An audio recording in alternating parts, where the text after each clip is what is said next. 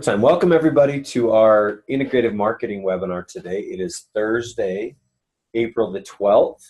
It's good to be with you. And in today's webinar, we're going to talk a little bit more about Facebook Ads Manager, which we've been discussing. The campaign itself is called, or the overall elements or consideration campaigns. And we're going to talk about lead generation today, first and foremost. It looks like Miriam's hanging out in sunny New Mexico, right, Miriam? Working from outside today. It's so nice. Awesome, awesome. It's cold and rainy in Idaho Falls, so welcome back here soon. I know you're going back to school in Rexford very soon. So, okay, well, welcome everybody. Nicole, Nathan, good to have you guys with us. Mitch, as always, let's dive right into the lead generation campaigns. Here's what we're going to learn today. Inside of consideration campaigns, obviously, is the Facebook Business Manager. We're going to learn a little bit more about that, as we always do. And then we're going to dive in really good depth with lead gen and why we would use a lead ads type of campaign, conversion campaign, and what that looks like. And then we'll pull some examples out as well. So as we always have, Adrienne does such a good job in our company of finding a good little cartoon. So here you go. None shall access content you clicked on without first filling out our lead generation form. And that's funny right there. For those of you that are in the digital marketing space, that right there is good. It's good humor. No, the reality is we live in a different environment in today's world where people want to stay native to the platform as much as they possibly can. And when I say native to the platform, I mean people want to be on, and Facebook actually appreciates it even more if you leverage their tools and keep them on Facebook as much as you possibly can through the process. So today we're going to talk about lead ads, which is one of the ways of doing that. And I just pulled up, for those of you that have never accessed this part of Facebook ads or the Facebook business portal, in the back side of the Facebook business, if you go facebook.com/business, it gives you a lot of really good information on the different types of ad campaigns, why you would use it, where you would use it, and how you would use it. Aaron, what's up, my man? Good to see you. And I just want to give you the general overview of why we would ever use Facebook lead ads. Now, before we do that, I want to show you this little video. Hopefully it streams okay. I'm going to pull this up real quick. With Facebook lead ads, customers can complete your forms with just a few taps, so you can seamlessly collect lead info. Now let me pause that. Can you guys hear this okay? Miriam, can you hear that okay? Yeah. Okay. Yeah. When you run a lead ad, we'll show it to people likely to be interested in your business based on the audiences you choose, so they can easily request price estimates, newsletters, product demos, test drives, get offers, and more.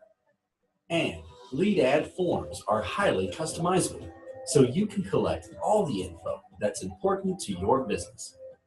Here's how it works. When someone taps your ad, they'll instantly see a form that's pre-populated with info they've shared with Facebook, like email addresses or phone numbers, which makes the form process quick and accurate. And people can always edit their info before tapping the submit button. With a smartphone-friendly form, they can easily fill it out wherever they are. Most mobile forms take 38.5% longer than desktop versions, so lead ads make the connection between you and customers even faster. All info in the form goes to the advertiser only when the person consents by clicking submit. Advertisers are not allowed to share or sell information to anyone.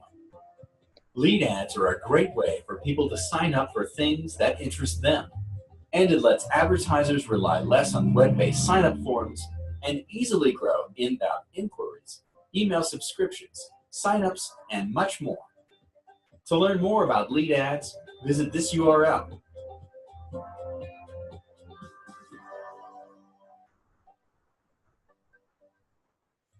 So pretty cool content. Obviously recognizing there's so many different ways that you can position lead ads and different things that lead ads can do for you. And I want you to think about the customer journey here for a minute, because I think that's the most important thing to understand when it comes to why you would use a lead ad over an external third-party landing page. So think about it this way.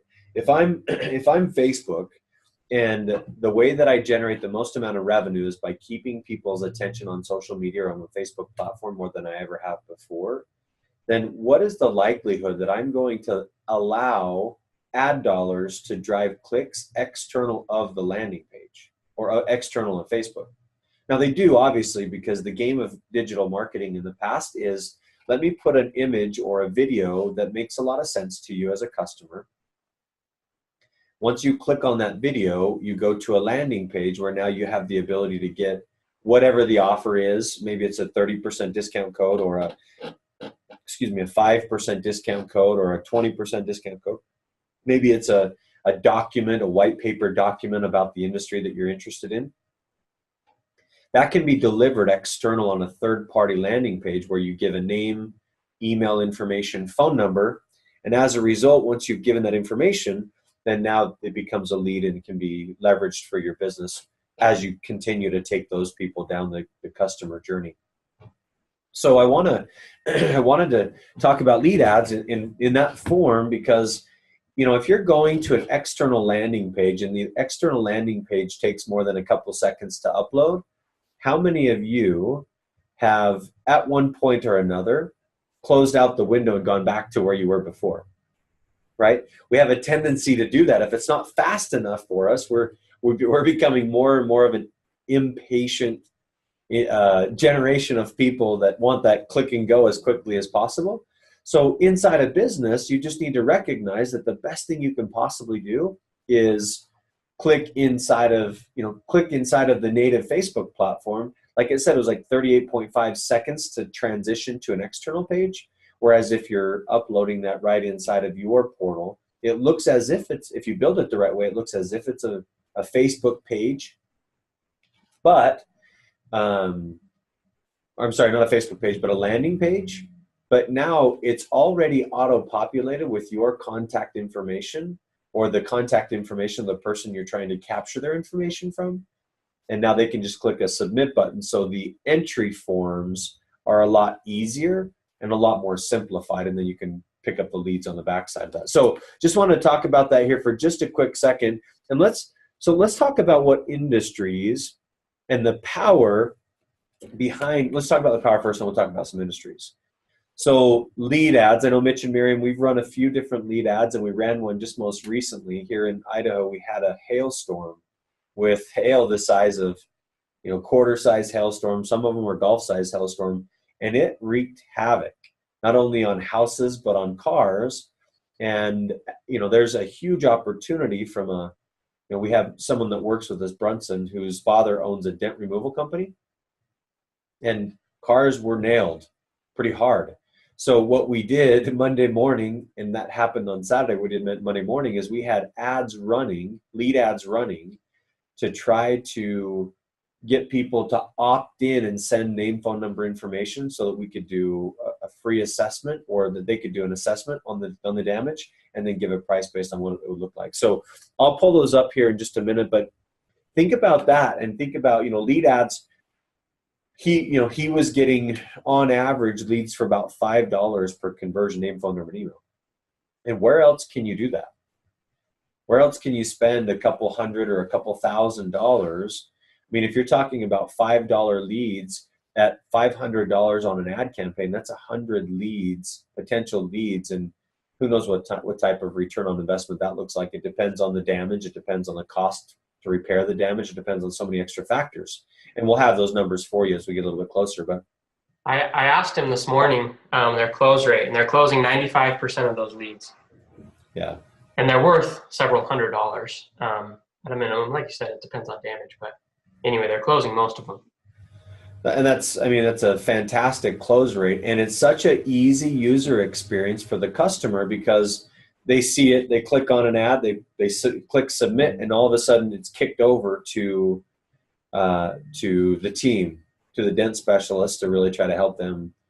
As a matter of fact, I was talking to Brunson, whose dad owns the company, he was mentioning this morning. He said, I haven't slept in basically 3 days. I haven't really eaten anything. I'm exhausted. I'm burnt out. So it's the nature, but obviously opportunities like that, it's kind of like manna from heaven in some ways that a big blessing for their family, which is awesome. So let's talk about the power of lead ads. So people are spending time on their mobile devices more than they ever have before. I think we all understand that. And with Facebook's ad targeting, you can reach these people most likely to be interested in your business and submit your form so you can efficiently reach high quality leads on Facebook. And I'm just reading through some of this context so you guys can get a feel for it. You know, whether you can customize the form, and we'll show you some of that. You can do lead capture information. You can actually put in the actual form fills or the placeholders of what information you want to extrapolate from those customers. You can get inbound inquiries. And one thing that's nice about this is that you might want to start off by doing more of a video-based view like we talked about in the awareness campaign, and then remarketing and retargeting. I know we kind of used that term a few times loosely, and I just want to make sure there's an understanding of remarketing, retargeting. Remarketing, retargeting is the idea that once they've seen your ad set, you can instantaneously, if you set it up at the same time, you can instantaneously get the second or the third or the fourth ad product placed in front of them. So that's what the remarketing, retargeting tactics are. So you could get a remarketing lead form right in front of them to go fill the information and submit that information. Because even though we had that chaos, there's probably a lot of people that are still thinking, okay, is this the company that I trust? Because people only do business with those who they know, like, and trust. So building a nice customer journey and leveraging lead ads through Facebook can help in that process. Okay, so I just want to share that with you and give you some insights on that. Here's a couple different examples. Maybe for your business, you want newsletter signups, meaning you have an email drip campaign sequence that goes out to everyone that ever comes in to your business. And then you also keep in touch with them through newsletters. Well, newsletter signups for current customers or getting information to new customers is a powerful thing. And even though open rates are very low, it can benefit your business tremendously. Let's talk about retail customers, e-commerce business. It's a great way to offer deals, coupons, and offers. I just got off the phone with a customer or a potential customer, and she owns a boot camp in a local surrounding area close to us. And in that conversation, I asked if they were doing any remarketing, retargeting lead ads, and she says, no, I think they're just doing brand awareness. And if I look at the landing pages that she has established, and I haven't had a chance to look through her ClickFunnels account, but if I look at the landing pages, she's getting about an 80% opt-in rate, meaning 80% of the people that are paying the $1 for their first session of boot camp are actually showing up. And she's getting some decent lead flow from that, which is great. So think about that. And then, a seamless way for education, financial, or professional services to generate interest forms. If you're playing the value build game, if you're trying to give more value on the front end before you really try to ask for something in return, which is always the approach that I appreciate, then that could be a good way of using a lead form could build that. Now, again, the lead ads themselves actually show up as it looks like a landing page. It looks like, an external landing page of Facebook, even though it's still inside of Facebook's platform. The auto industry can deliver information about new models, maintenance deals, and scheduled test drives. So there's a lot of different things that you can do inside of lead ads. There's a great way there's a lot of great ways to use lead ads. So let's dive in and let me just show you, again, if you go into your business manager page, and many of you have seen this already. Excuse me. Go to Ads Manager.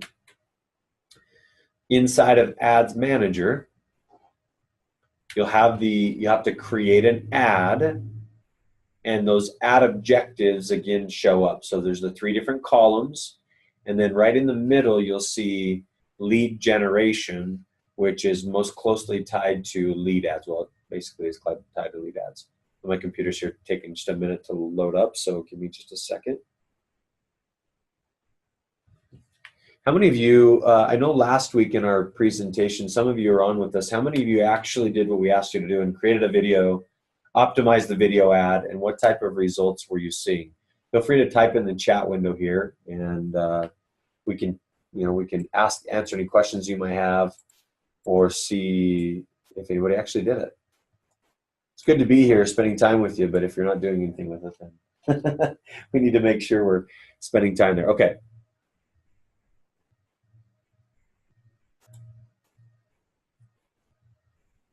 All right, let me pull up here our ad account.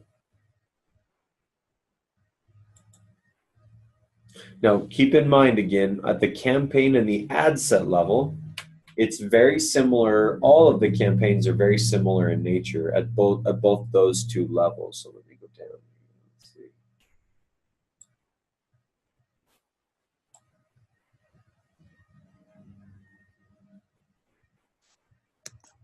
I can chime in here for a minute and share a little bit about how videos that we talked about last week can tie into lead forms. Going back along with this example of the hailstorm in Idaho Falls, Brunson was texting me frantically over the weekend saying my dad's company has never experienced a hailstorm like this. It's literally heaven for us, even though it's going to be so busy. So Mitch and I, the strategy that we kind of worked out with him is get some videos up as quickly as you can, and get engagement on those videos and get people to see those videos so that when we put out these lead forms, which we put out the next day, we already have a retargeting or remarketing audience. So video views is a really good awareness campaign. It's a really good starter. And then it's a really easy way to then put up some lead forms and remarket or retarget that audience. So video views is a good segue into lead forms because it gets really good engagement and gets people intrigued and aware of what your company has to offer or what's going on with the company.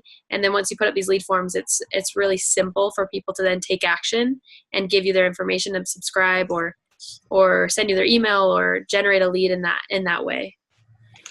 Yeah, interesting. So if you look at, let me just show you some results of this. So again, what she was talking about is we have a couple different campaigns. So inside of the campaign level, keep in mind there's 3 different levels. You have your campaign level, which is where you select the campaign. You have the ad set level, and then you have the ads level. So April video views, you can see $275 on video views. There's about almost 20,000 people that were reached as part of that, 20,000 unique people with over 35,000 impressions, which is good. And check this out. I mean, you're looking at 15,000 3-second video views. And this is the exact video concept that Miriam was talking about. So then what they did in connection with that, they set up the hailstorm leads. And if you look at the results, so there's been 16 lead forms that have been submitted at $82, which is about $5.18 per lead. Now, I'm curious, Mitch and Miriam, as we're kind of talking through this, did we, April 10th, May 10th, so it's been running really about 2 days. From a budgetary perspective, that we have a $2,000 budget overall. Is there a reason that we determined to spread that out over a whole month? Did we anticipate with the client? And these are questions, guys, and I want to dialogue through this as we're here with you so you can think about and kind of evaluate these questions as we go. So in context of the 2,000, did we determine that was a budget spent over a full month? Did we anticipate capturing all of that over time, or did we anticipate that in the next 15 days we're going to need to spend a vast majority of that budget? What was the conversation behind that? We talked with them about doing 500 per week. Well, 500 the first week and then seeing where we're at. And so instead of setting the budget to 500 for 1 week, we set it to 2,000 for a month, because if it's going well, like it is at the end of this week, then the worst thing that we could possibly do is have to turn off that ad set and start it again. Because it's sometimes weird, but if you start it over, it sometimes doesn't come back to the same performance that it had the first time. Right. And so after these first few days, then we'll be able to talk to them and say, okay, do we want to increase the budget, decrease the budget? And in 2 weeks, if the life cycle is over and we're not getting leads anymore because people have figured it out, then yeah, we'll turn them off. But that was the reasoning to spread that out over a month rather than all in a week. It's mostly about 500 a week. Okay. I wonder, and Yeah. No, that's good. I think that, in a situation like this, just thinking through the process, it would make as much sense to try to amplify that ad spend quickly on the front end to make sure that we can capitalize as much as we possibly can. But I think they're busier than they ever have. They've been a long time currently, so maybe they wouldn't be able to facilitate all that growth. So balancing it could work that way as well. So yeah, so you've got that, and then you go into the ad campaign itself. So you'll notice in here we have a retargeting campaign as well. It's scheduled to start today, April 12th. But then if we go into the ad, we have video, we have short lead form. So let's look at this short lead form. So what we're doing inside of this now is we're split testing. We're split testing to see, okay, what is working the best? And we have a couple, you'll see there's a hail damage short lead form. There's a hail damage 2. And if you look at the cost per conversion, this one is getting a lot better cost per conversion. But let's just dive in and look at what the actual ad looks like here for a second.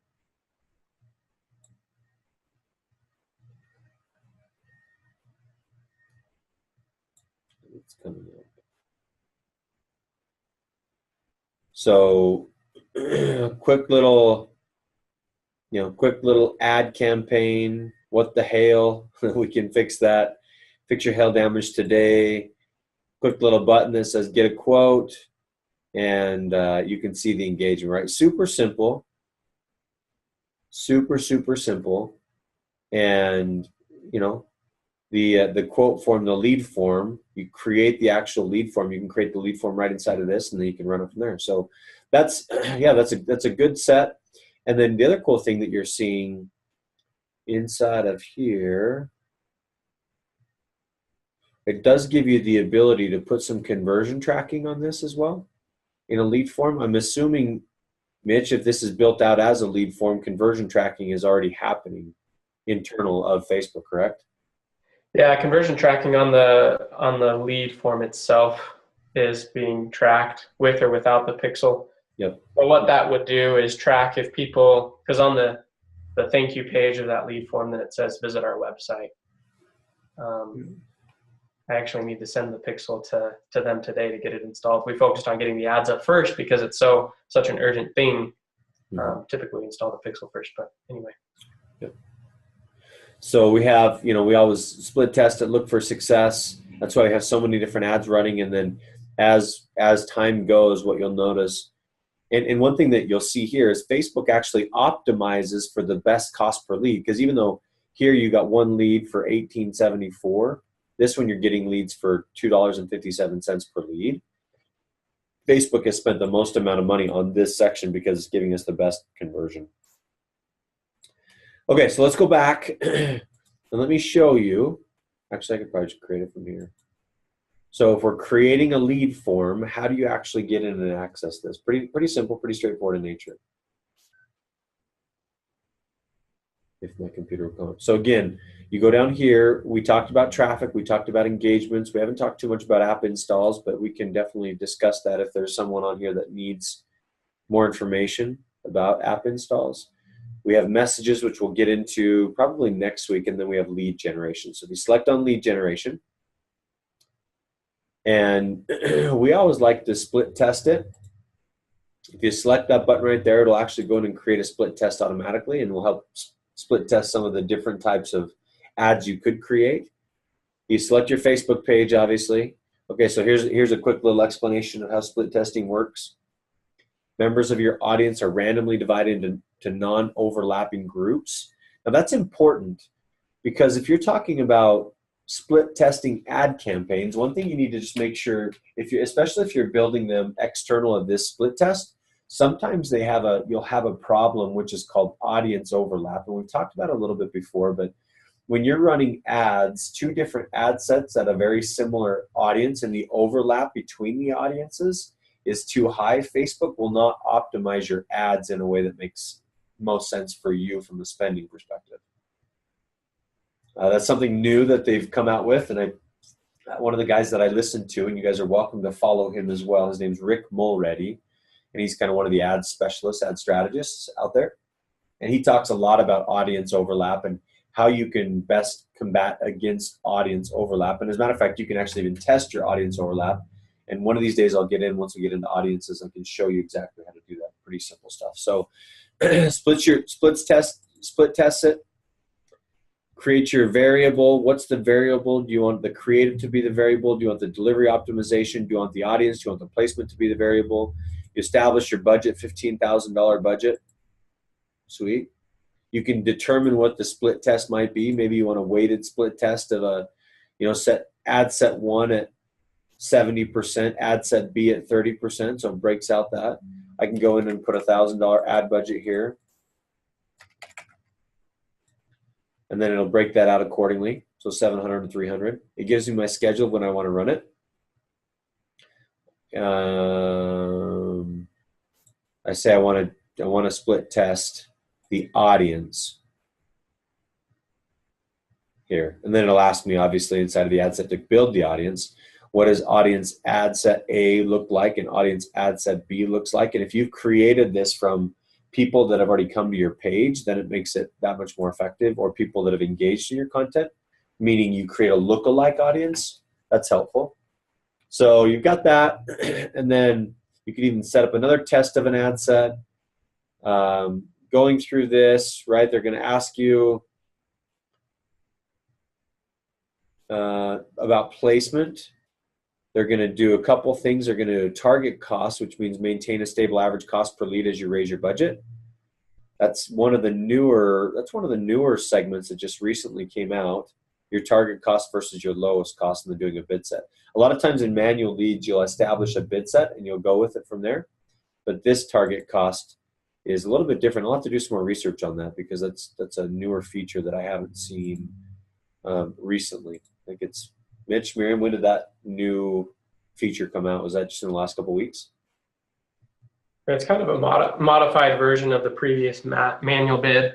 It's probably been about a month, and it honestly depends on your ad account. It's in some ad accounts, it's not in others. Gotcha. I would say for the majority, 95% of people should just go with lowest cost to start. That's what we almost always still do, lowest cost. Right. Okay, great. So then we go down here to the bottom. You can't run lead ads on until your Facebook page accepts. Oh, let's go down. Let's go to a different Facebook page. They have to accept the fact that you're not going to sell it to all sorts of crazy people, sell their information, and that you're going to protect it and all sorts of things. So you accepted it. So now we go down here to continue. And of course, I'm not going to run these, but this just gives us an idea of the types of how to create it. So you can do a carousel lead ad, you can do a single image, a single video lead ad. And this portion right here is where you get to actually see it. So you can select multiple images if you're doing more of a carousel ad. And then it comes up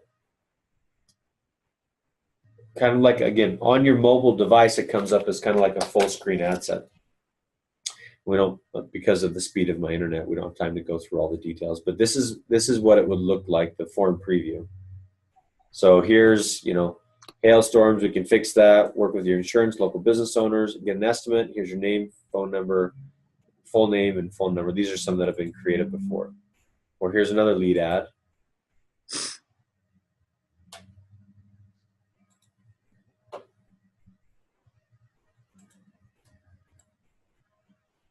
Right, just another one. Has a little more information, how many dents, year, make, and model, full name, phone number, and then here's the third one, the hail damage one. One thing that we learned as part of the terms is like that hail damage one, it asks, have you started a claim? That ad got disapproved because you can't ask anything about their insurance, because we wanted to know, have they already started the claim, or are they going to start it after, and who is their insurance carrier, and if they have liability or full coverage, just to give them a better quote. Mm-hmm. But those things are not allowed to be asked on lead forms. Gotcha. Cool. And so that's why we're primarily running hail damage 2, that lead form. and just testing if getting that extra information decreases the conversion rate of people that opt in. Yeah. So in conclusion, there's just a kind of a quote that came from the Facebook business, and we probably have the same success rates, obviously, but it says this ad product has taken our customer acquisition efforts on Facebook to the next level. Lead ads have driven robust volume while maintaining exceptionally low acquisition costs, up to 50% less than comparable ad platforms. We're incredibly excited to continue scaling with this product. So just again, it always goes back to making sure you understand which type of ad product you're going to use in which scenario. This can be a consideration campaign. It could also even be considered a conversion campaign, depending on where you position and how you position it in your and what audience you create from the people that have paid attention. Like Miriam was mentioning earlier, if you have a video asset that's out there that's getting exposure, then maybe that's the best way to do it, is do a lead ad directly after that. I had a conversation yesterday with a company out of Boise, and they do levels. They do like, not levels, but stud finders. And they're selling thousands and thousands of stud finders through Lowe's, Costco, Home Depot, but they've never tried to sell anything online. And this might be a way to give a kickback offer for a discounted price where they could buy directly through their own web portal so that they were saving themselves money. Or it could be another touch point that could get them closer to having a whole online purchasing process. When I was talking with the director of marketing, Karen is her name, she was saying that about 15% of their total sales currently are done online. I was actually shocked by that, but they've never approached the digital space in a way that really builds value long-term for the audience. And I said, well, what if you did something interesting where you did a Facebook or a video, a pre-recorded video, and then you basically leveraged what we call a carpet bombing strategy to get information, a 15, 20-second video, get information out in front of a big, huge amount of people in certain geographic locations, and split testing it to see if that increases in-store sales. So anyway, lots of really cool things, and then exposing them to those in-store sales, but also giving them an option on a remarketing campaign to buy it directly from their store and even get a better discount off the actual product. So lots of really cool ways. The best thing about Facebook advertising is you have to understand the platform and the portal, because if you do, then you have a better feel for whether or not the conversion rates are working, whether or not what you're doing is working. And going back to lots of conversations we have, there's a lot of ad agencies out there that try to run ads. They have some success, but in some cases they're charging too much. In some cases they're not getting the right return on investment. In some cases they're just doing a blanket lead ad. And if you're trying to take a lead ad, at least according to our strategy, if you try to take a lead ad directly to cold audience, you'll get a conversion, but you may not get as good of a conversion if you warm that lead up a little bit more. You warm up that potential customer a little bit more before you get there. So consider those guys. I ran a couple minutes over. It's good to be with you as always. In our next episode next week, we are going to talk about messenger ads and the power of instant messaging and what that looks like in the future. We learned a lot of things. I learned a lot of things from traffic and conversion about instant messaging and how that's connecting in general with so many different ad products and how you can use that to your benefit. We'll show you some more case studies. So thanks for being with us this week, my friends. Until next time, bye for now.